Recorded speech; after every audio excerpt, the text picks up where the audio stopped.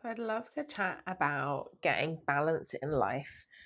I can really relate to the juggle of all the things and feeling time poor and struggling to fit in each and everything on your to-do list, juggling all the plates, all of these things.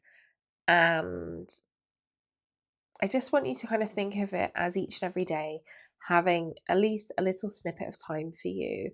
So it might be 1 hour a day broken up into four chunks. So you might have a 15-minute chunk here, here, here, and here. And they're just taken up by just you and your needs. I read a really great book that I've talked about quite a lot by Casey Davis, and it's called something like How to Keep House Whilst Drowning. And it's an amazing book because it really she really understands the juggle of all the things and feeling overwhelmed and also managing your mental health and your own needs at the same time. In those really early weeks with a newborn, it's all consuming and it can feel impossible to get any moments to yourself. But also, as you go along, we can really get into this headspace of thinking that we can't rest, we can't relax, we can't do nothing. And yes, it's great to move your body. It's great to go to a class. It's great to have a coffee with a friend. It's great to do lots of different things. And also, it's really important to switch off completely. So, I've just been for my little 15-minute walk this morning. And again, it was another busy morning where I was just like, oh, I've got so many things to do. I'm not sure that I can fit it in. And I'm like, no, I need to fit it in because it literally helps me to reset. And also, whilst I walk, I start thinking of the million things that I need to do. And like, I want to write lists and I want to order things and I want to reply to messages. And again, it's just reminding myself that actually I just need to be in nature. And if you are listening to this podcast out on a walk, enjoy it. And after the podcast is finished, I'm making it a short one, turn it off and give yourself permission just to be in your surroundings, whether it's listening to nature, whether it's looking at the moon or the sun or the stars or I don't know, the flowers. It's a beautiful time of year if you're listening at the moment because it's spring and the days are getting longer. To really just nudge yourself to get off your device. It's like a compulsion, and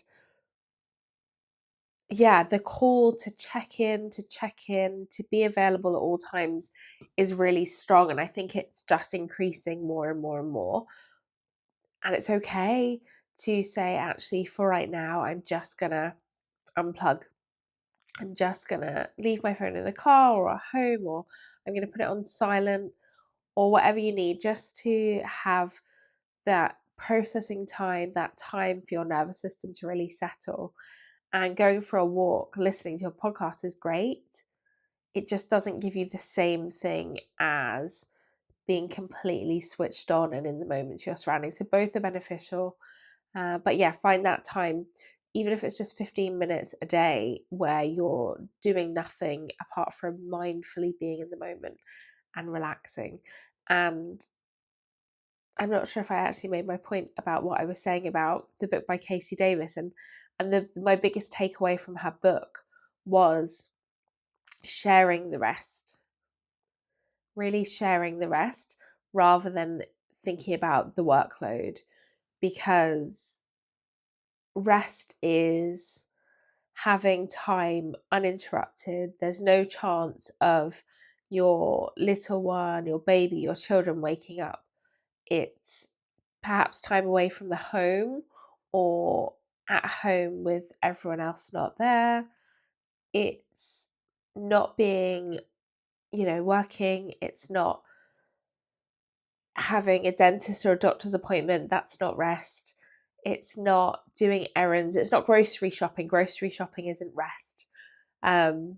It's doing something intentional for yourself, whether it's a walk, going to the library for you, whether it's having a massage, having a coffee with a friend, whether it's having a bath with no one else in the house, whether it's sitting in the garden with no interruptions. There's loads of different ways to achieve it, and it depends on what your interests are and what feels good for you. But sharing the rest each and every single day is essential for your well-being, your mental health, and your physical health as well, long term. If we don't get off this conveyor belt of do, we get sick. And that's because the body says, I can't do anymore, and you're not giving me the rest I need. Like, there's no balance here, so I'll have to make and impose balance on you.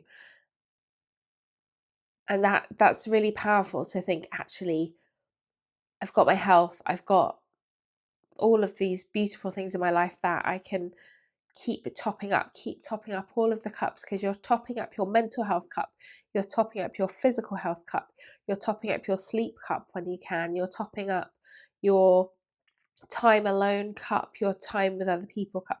You've got to keep topping up all of the cups rather than just thinking of it as a collective of, oh, I just need to do a bit of something for me. Like, do that. You might like a yoga nidra. A yoga nidra is a deep relaxation where you are laying down or sitting down and scanning the body intentionally whilst listening to the yoga nidra, and intentionally relaxing the body, slowing the breathing. And it's an active kind of rest. So if you fall asleep, that's absolutely fine. And also the intention is to be in that mid space between wake and sleep, where you're really deeply resting but you're still awake technically. That's really restorative, and a really good yoga nidra is thought to be comparable to a nap of a few hours long. So that's wonderful. So yeah, if that's your jam, go have a check on the website and find the yoga nidra. I think it's down as a rest relaxation, but that is the yoga nidra. But yeah, find a little way to decompress, to switch off every single day. Think about that, just an hour. Just, if you can fit more in, amazing. But if you can only fit an hour in, think about, what are my little snippets of time in my day where I can take those moments of that hour and get that hour's rest intermittently, to fill back up your cup. And remember, it's sharing the rest. So you have your hour of rest and your partner has their hour of rest. If your partner's having 2 hours of rest, make sure you're getting your 2 hours of rest as well. Work it out between you, all of the things, so everything's shared out and the rest is shared as well. Cool. I'll speak to you later, lovelies. Bye. Oh, and before I go, if you're having a walk, listening to the podcast, maybe now you can take your headphones off and just have 5 minutes of walking in quiet, in nature, in your surroundings, just to be a little bit more mindful. All right, lovely. Bye.